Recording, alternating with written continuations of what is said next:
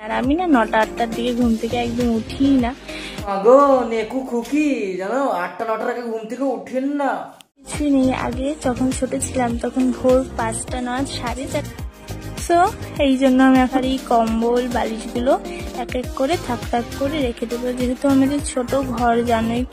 অতটুকু নাইটি পরার কি দরকার আছে খুকুমনি? ও পরার দরকার নেই তো, খুলে ফেলে দাও না, চাদরটা টান টান করে নেব, কারণ বিছানা চাদরে ঘুমালে না। এই তো শুরু হয়ে গেছে, দেখানো শুরু হয়ে গেছে।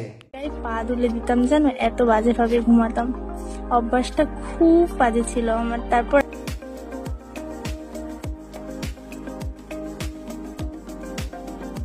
নাইটিটা খুলে রেখে দেবো।